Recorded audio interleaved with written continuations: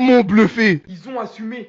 Ils sont allés jusqu'au bout. Retrouver le Sénégal en finale. Et ils ont même leur héros qui va avec. Et quelle déception de cette équipe du Nigeria. Absolument dans le néant aujourd'hui. Ce recrutant est Calvin Bassey qui a littéralement tenu les commandes derrière. Qui a permis au Nigeria d'espérer les prolongations et la séance de penalty. Chose qui ne devait jamais être faite. Surtout quand tu joues contre Yacine Bounou. Qui nous sort cet arrêt de fou en dernière séance pour le Nigeria. Et permet à son équipe d'accéder en finale. Et en fin de compte, on se retrouve avec la rencontre que tout le monde attendait. Tout s'est passé comme tout le monde l'attendait et à ce point-là pour vous dire de retrouver les deux meilleures nations africaines en ce moment même, actuellement, en finale. D'un côté le Sénégal, invaincu depuis je ne sais combien de temps, de l'autre côté le Maroc d'eux-mêmes, et qui est en plus de ça le pays hôte. Si ce n'est pas la finale de rêve, alors qu'est-ce que c'est les gars? Nigeria, vous êtes battus jusqu'au bout. On a longtemps pensé que personne ne pouvait vous arrêter durant cette Coupe d'Afrique des Nations au vu de votre calibre offensif. Et surtout du fait que vous n'allez pas jouer la Coupe du Monde. Mais au final, c'est décevant aujourd'hui. Il vous restera désormais à tenter le prochain match donc pour la 3e place contre l'Égypte. Mes félicitations au Maroc. On se retrouve en finale et voir si vous allez faire partie des rares pays qui vont gagner la Coupe d'Afrique des Nations chez eux. La canne de tonton. Mais la canne d'immense tonton. Allez, quoi? Qui est en train de nous faire Mazraoui, les amis. C'est stratosphérique, c'est énorme. C'est un latéral polyvalent qui a commencé à droite parce qu'Hakimi était blessé, qui aujourd'hui est à gauche. Et pourtant, sur toute la compétition, c'est le patron de toute la défense. Il fait des retours défensifs que même des centraux ne feraient pas. Il pourrait jouer central tellement il est fort et tellement il est polyvalent dans toute cette défense. Le volume de jeu qu'il a, stratosphérique. Il couvre toute la zone du côté où il joue. Que ce soit à droite ou à gauche, il est habile des deux pieds pour techniquement être efficace, que ce soit à droite comme à gauche. Les replis défensifs, les courses surtout, et le volume pour répéter les efforts à chaque fois. Mesdames et messieurs, ce que nous fait Mazraoui, c'est tout simplement stratosphérique. Et sa canne, c'est une vraie canne de tonton. Bravo champion. Première Coupe d'Afrique des Nations pour Naïl El Ainaoui. Il monte sur le milieu de terrain comme tu montes sur un cheval. Il en prend les rênes.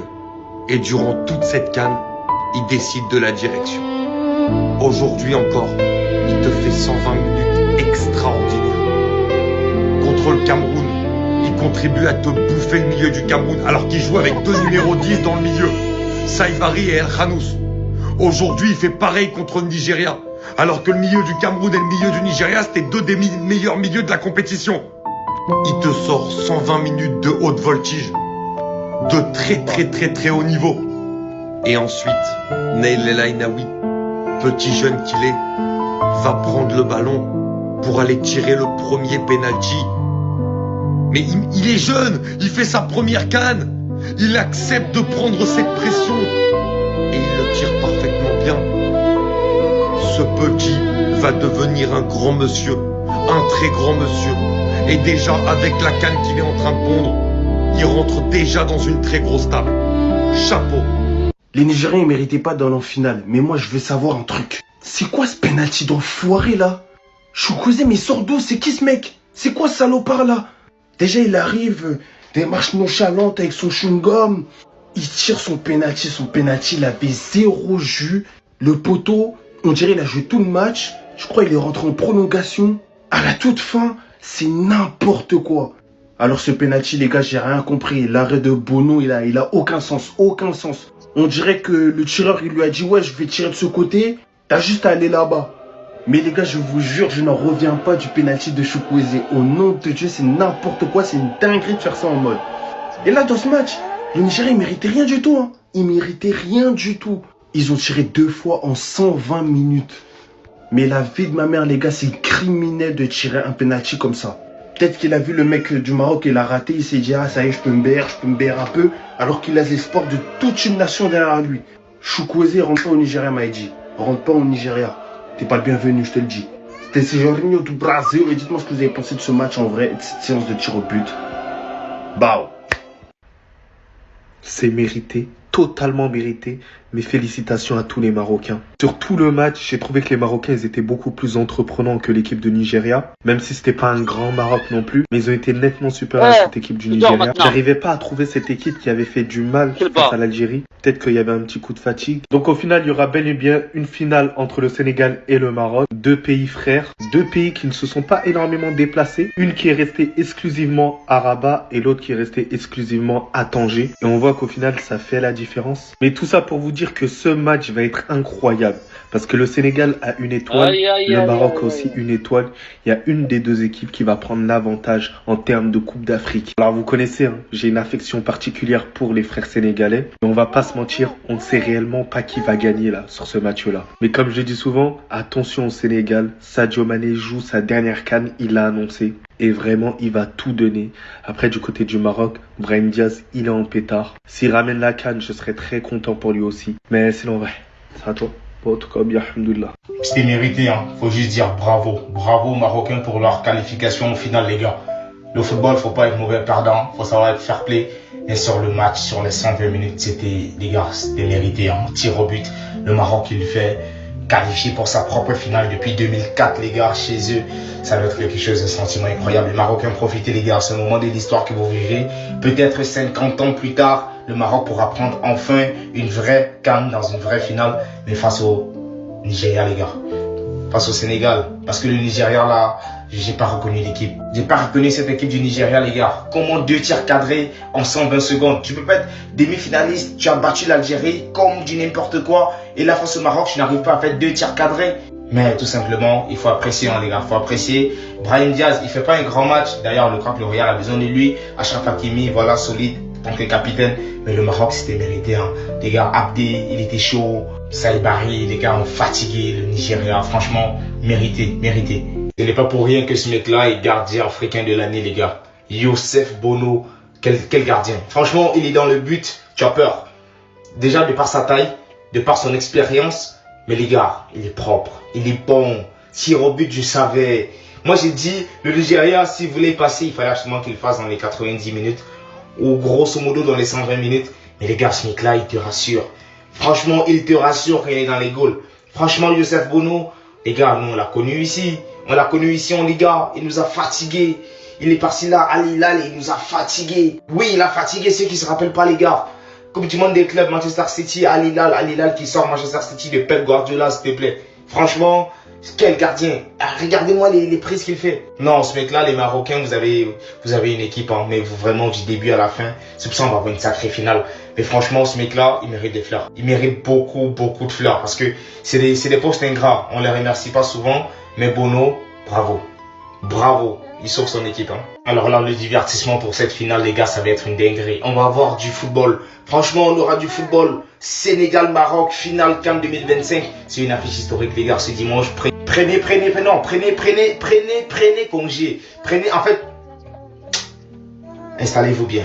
Parce que ce dimanche, les gars, on aura quelque chose. Est-ce que le Maroc, 50 ans plus tard, pourra reproduire quelque chose qui un moment de l'histoire? Est-ce que le Sénégal, les gars, pourra, parce que c'est 3 finales sur les 4 dernières éditions de la CAN. Le Sénégal est un peu plus habitué au match à haute intensité comme ça. Le Sénégal qui pratique un très très beau football. On l'a vu aujourd'hui face à l'Égypte, c'était pas leur meilleur match. Mais franchement, les gars, ils ont un peu plus d'expérience. Ils ont des joueurs internationaux aussi. Le Maroc, très très belle demi-finale face au Nigeria. On s'attendait pas. Franchement, très très belle demi-finale aussi. Et le Maroc, voilà, les gars. Ils sont chez eux, ils ont la force du public, c'est une finale. Est-ce qu'ils vont reproduire ce que la Côte d'Ivoire a reproduit l'année dernière? Mais franchement, on va avoir un moment historique, les gars. Quel match! Vous m'avez déçu. Le Nigeria, vous étiez la meilleure équipe d'Afrique, incontestablement. Et aujourd'hui, je m'attendais à un match de malade mental. Je m'attendais à un Maroc au top niveau, un Nigeria au top niveau. La vérité, c'est que j'ai vu un Maroc au top niveau, mais un Nigeria qui n'a pas voulu jouer. Et je suis déçu parce qu'en fait, quand je vois comment ils ont joué contre l'Algérie, quand je vois comment ils ont joué en poule, contre le Mozambique, c'était terrifiant. Et là, c'était terrifiant aussi. Mais dans le mauvais sens du terme. Osimhen, c'était à toi ce soir. C'était à toi ce soir de mener tes hommes, de porter tes cojones et d'aller faire gagner le Nigeria ou au moins essayer de garder des ballons devant pour qu'ils arrêtent de souffrir. T'as pas réussi. Aujourd'hui, Osimhen, tu t'es fait manger et c'est la réalité.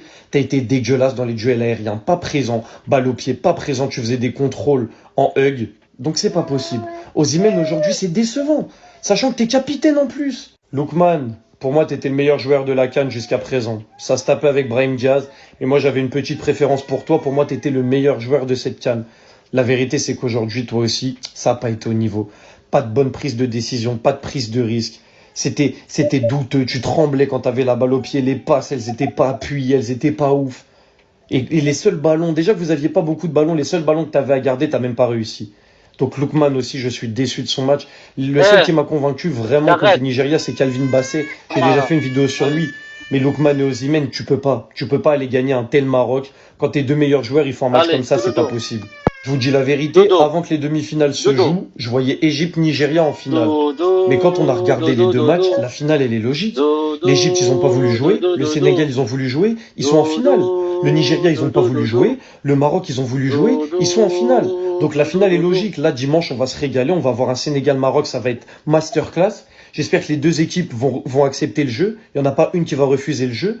Et on va se régaler tout simplement. Le Nigeria et l'Égypte aujourd'hui, c'était en dessous, c'était décevant. Et c'est mérité qu'ils sortent. Voilà. Donc là, sous nos yeux, on a vu un match à 15 contre 15. Et personne n'a été choqué. Parce que oui, si le Maroc jouait à 15 en rajoutant l'arbitre central et les 3 arbitres de la VAR, le Nigeria jouait à 15. Parce que Calvin Bassey, il compte pour 5 joueurs. J'en ai rien à faire. Le match qu'il a fait, c'est du n'importe quoi. Sans Calvin Bassey, je vous dis la vérité, vous ne me parlez pas de prolongation, vous ne me parlez pas de tir au but. Le Maroc, il s'impose facilement, largement. Sachant qu'il a joué quasiment tout le match avec un jaune au-dessus de la tête. Parce qu'il a pris jaune sur cette action d'ailleurs, mais bon. Ça, c'est un autre débat. La vidéo sur l'arbitrage, elle est déjà sortie. La dernière fois, c'est Iwobi qui m'a choqué. Aujourd'hui, c'est Calvin Bassey. Dès que le Maroc attaquait, tu regardais Calvin Bassey, tu mets ton regard sur lui, tu sais que le ballon, il va arriver sur sa tête ou sur lui dans tous les cas. C'était un aimant à ballon. Dès qu'il y avait une contre-attaque, une balle dans le dos, il protégeait la balle, il courait, il dégageait, il mettait sa tête. C'est n'importe quoi le niveau de jeu de Calvin Bassey aujourd'hui. Il m'a traumatisé. Si j'étais un Marocain et qu'ils avaient été éliminés, j'aurais été traumatisé. Premier degré. Je pense qu'on a déjà vu Calvin Bassey à 2 endroits au même moment, mais ça je ne l'ai pas encore prouvé, mais je vais très vite pouvoir le prouver. Voilà, avec toutes les caméras, etc. Maintenant, tous les gestes sont scrutés. On a déjà vu Calvin Bassey à 2 endroits au même moment. Merci pour ce match de malade mental. Et si le Nigeria ne passe pas, ça se joue à pas grand-chose, ça se joue à quelques erreurs, ça se joue à une séance de tir au but, mais Bassey, mon Dieu, le niveau de jeu de Calvin Bassey, c'est du n'importe quoi. C'est du n'importe quoi. Waouh, mais quel joueur! Alors oui, le Nigeria a perdu, pas de souci, tranquille. Et le meilleur joueur sur le terrain, aujourd'hui, c'était Bassey. Bassey est pour moi le meilleur défenseur de la compétition. Il a été cohérent dans absolument tout, dans toutes les caractéristiques qu'on demande à un défenseur. Il a été bon dans les duels, il a été bon techniquement dans les passes. Parce qu'il fallait éliminer un joueur pour pouvoir apporter offensivement, il le faisait aussi. Dans l'anticipation, il était très bon aussi. Les duels de la tête aussi, il était très bon aussi. Il avait ce caractère de leader aussi. Donc je vous le dis aujourd'hui, si le Nigeria prend 0 but, c'est essentiellement grâce à ce monsieur-là. Malgré qu'il s'est fait humilier comme ça, Saï, pour moi, ça a été l'un des meilleurs latérales de cette compétition aussi. La débauche d'énergie qu'il a de début à la fin, extraordinaire, franchement, il n'y a rien à dire. À part l'accent que je vous ai montré précédemment, il a rien laissé passer. Je ne me trompe pas, il est toujours à Birmingham. J'espère qu'il sera plus là-bas. Voilà. J'espère que les plus grands clubs le regardent parce qu'il a un énorme potentiel.